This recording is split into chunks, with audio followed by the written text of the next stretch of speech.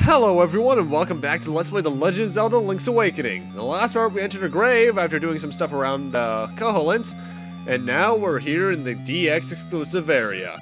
Our colors are never the same. If I am red, he is blue. If he is red, I am blue. What color is my cloth? Blue. Don't tell anyone. Do you have the powder? If not, you must go back. Our colors are never the same. If I am red, he is blue. If he is red, I am blue. What color is my cloth? Red.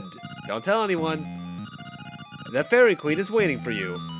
Welcome to the Color Dungeon, ladies and gentlemen. The Legend of Zelda Link's Awakening DX exclusive. Because, you know, Game Boy Color had to have a color area to show off the new technology. And fun facts.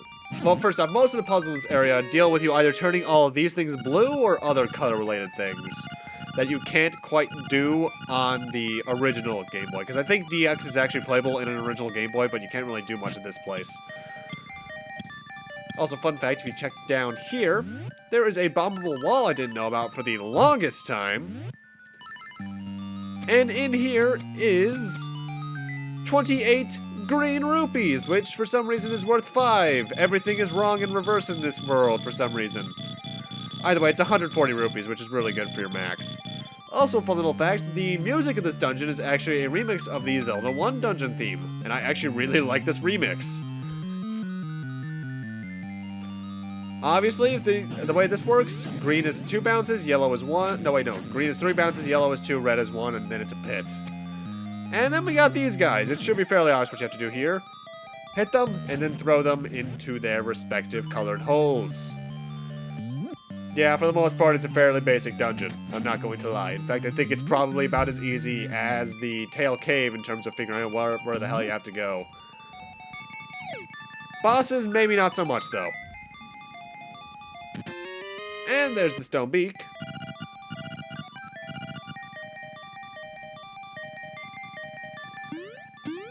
Now, this place is pretty unique in the fact that it actually has multiple mini-bosses. There's a total of, I think it's 2 mini-bosses. Yeah, that's it. That's the word. And also, I'll make all the red-blue is the hint for pretty much every single one of these rooms. Though, for some reason, some of them, they're not all red, which is kind of stupid, but oh well. And moonwalking, huh? Moonwalking was actually a bit of a weird thing in Super Metroid, because that was actually a feature you could turn on. Either way, time for the first mini-boss. Boo! I'm no weakling! Your pitiful sword is no match for me! And for some reason I turned him into a generic vampire. Also, fun fact, this place is called Level 0. I don't know why. Either way, this mini-boss, Giant Buzz Blob, by the way, is his name, requires you to use the magic powder in order to turn him into more of a Zal shape. And then you just slashed him, though I think the magic powder itself does damage, as evident by this. Not a very hard mini-boss at all, but make sure you have the magic powder, otherwise you're kind of screwed. And keep in mind the magic powder thing for much, much later down the road, because it's kind of important. Call it a hunch. And in here we get something very quickly. In fact, this dungeon's fairly short. In here we get the Nightmares Key. Yeah, this dungeon's very short, actually. We completed it around the 8.5 minute mark, I want to say.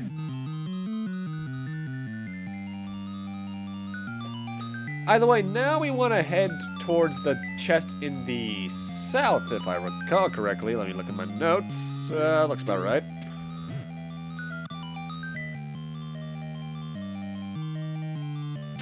Thankfully, though, a lot of these puzzles aren't terribly hard, as you can see. Heck, I think the only reason that these guys are here are to show that, ooh, things can blend into colors. Ooh. And down here we get the last key, if I recall correctly. And now we want to head a good amount north so we can get to an area we couldn't get to before now that we have that key. And face the second mini-boss. What a greedy fool, you want more power. Of a fool like you might as well give up. And go home. This mini-boss is pretty easy. He takes 8 sword strikes, but because of his boulders, it's actually very not good to go up close to him. However, 2 bombs will take this guy out. As will 2 bow arrows if you have the bow and arrow. This guy's name is Dekudan. And he's dead. Dekudan. Not hard at all, though, as you can see. 2 bombs is the best way to go about it, just due to the range. Oh, screw you for using up some of my panels. Now, I'm not gonna lie, this kind of stumps me every now and then because I always forget to lift this pot and check under it for the switch. Although we want to head up first, because really this is the only direction left we can go. And if you check the map, if I recall, there's a chest in here. So let's find that a green turned into 2 reds. Okay, that makes sense from a color palette perspective. Either way, here we get the dungeon map really late into the damn area. Look how much is left. Also, was it just me or did it look like a shirt? Huh. And this place is pretty simple. Just gotta throw these carrot cake guys in there. These guys are like cockerels or something. In fact, I'm gonna look that up. Yeah, karakoros. There we go. I'm not good at the Japanese words, even though yeah, actually, that's very Japanese. Octorok isn't, but that is very Japanese sounding. But don't ask me, I'm not a professional. I can barely speak English half the time. But yeah, this dungeon's pretty short. It's a bonus dungeon. Oh, wait, I should mention this. This puzzle sucks. If you don't know the trick. If you want to do this easily, top middle, left middle, bottom middle, right middle. If you take any other route, that's going to be a pain in the ass for you. I can guarantee that. Either way, we're coming up with the boss, and this was actually really good for me because I actually had a choice between a Guardian Acorn or a Piece of Power. I don't know what to recommend, honestly. I recommend the Piece of Power overall because the boss is really annoying without it. But if you want the Guardian Acorn, go for it. And now we head up here for the boss. Blue is safe, yellow is caution, red is danger. This is Deepoon. He sucks. I recommend you have the rocks feather out too. Blue, stunt over, yellow is caution, red is danger. The way this guy works is that you constantly have to hit him and watch that switch on his head change color. When it gets to yellow, you're halfway done. When it gets to red, he is more or less dead. Yellow is caution, red is danger. Take your time. With the Piece of Power, which I think does 2 damage to this guy, he's not too bad, but if you don't know how to take this fight right, he can be annoying when he resets. And now let's head right to the Fairy Queen. Welcome, Link. I admire you for coming this far. I'll give you the power of color. If you want offense, choose red. If you want defense, choose blue. Which power do you want? Okay, the way this works is more or less is that you get a choice between a permanent Piece of Power and a permanent Guardian Acorn. Red is a Piece of Power, blue is a Guardian Acorn. With me being as reckless as I am and I've been low in life as I have, I'm going with blue. But if you want power, choose red, but there's another way to boost your power later on, so I'm going to choose blue because of that. So what I'm trying to say is, as the audio will take note with in a couple seconds, are you sure? Yes. Relax and close your eyes. You've got the blue clothes! Your damage will be reduced by half. I know that's the damage towards me, that's the damage I'm giving out. I think. It shouldn't be. I'll now take you out. I forget if you can go back in there and switch, though. I don't think you can. Anyway, with that, we want to head north, actually. Head back towards the Moblin hideout. Because our next destination is actually closer to here than anything else we've been to so far. We are actually just a screen right at the Bottle Grotto, but now we finally want to lift these rocks and head towards the northeastern parts of the island. Because if you check the map, we mostly just explored the lower bottom right areas. Oh, the windfish sleeps long and dreamily in the egg above. When you play the 8 siren instruments in front of the egg, he will awaken. This, my friend, is the only way for you to leave the island. Now, Tamaranch. I love this song to death, by the way. And up here is a giant egg. Since it was on the title screen, you know it's not going to be important. Although I'm just showing that cutscene off because I think it only plays if you go here around now. Now we want to head east a bit towards an area we yet again have yet to be to. I forget what this area is called. I always just call it the area in the northeast with the waterfalls and the things. I think it's technically Tall Heights, though. Don't quote me on that. But that also might be the area north of me. I can't tell. Tail Heights. That was terrible, and I feel terrible, but I don't care. Ooh, a cave. That'll be important to visit later on. But over here's the more important thing, a keyhole.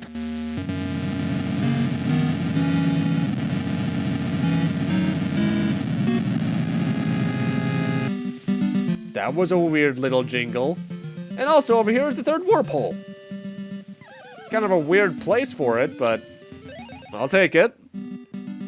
Whenever, it's actually a funny little thing. Whenever I get to the screen with the other, why was I staying still? That was weird. Whenever I get to the area with the third warp hole, I immediately think back to version 1.0 with the save warp, not the save warp, but the screen warp glitch. Because for some reason, I always remember trying it around here whenever I originally tried out the original version. Because I have played the original version, I haven't beaten it, but that's just, well, I've beaten it in speedruns, but I never, like, full out played it because DX is just such a better experience. Also, I just now realized I haven't been calling it Link's Awakening DX the entire time, even though it's technically what it is. Though this is the version that's much easier to get your hands on, thanks to it being the one on the 3DS eShop, if I recall correctly. But don't quote me on that. I rarely go on the eShop. And here we are once again in Mount Dameron's Tall Heights. Whichever one this is, I should really check the map actually for that. Either way, fun fact, this area, as far as I can recall, expands all the way to the top right edge of the map. And we want to head into this cave immediately.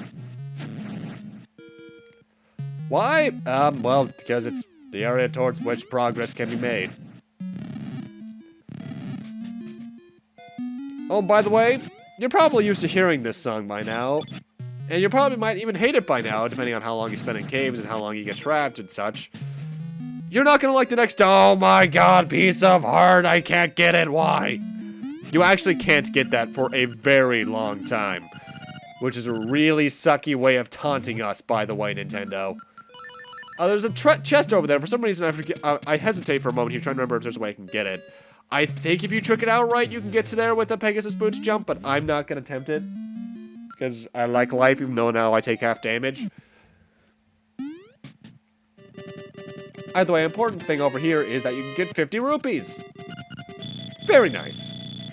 Indeedly doodly it is. I've been saying that a lot recently for some reason. I blame Simpsons. Wait, is that? Did he really get lost in the mountains after saying that in part 1?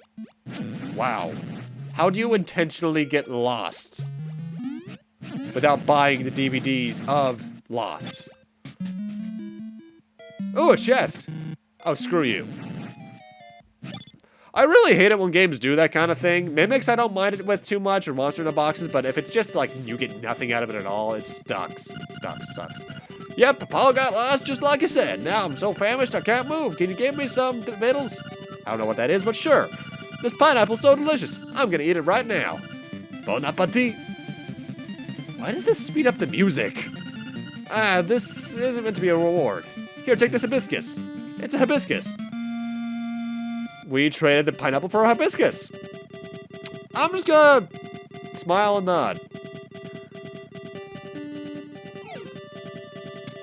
Either way, now we actually want to head east a bit because that was just a little sidetrack I put myself on. We don't want to head in that direction. We actually want to head to this direction.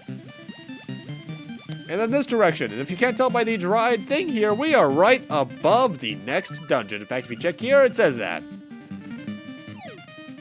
But with that, I'm going to need to end this off here. Thank you guys for watching, and in part 8, we'll be checking out the next dungeon. See you guys then!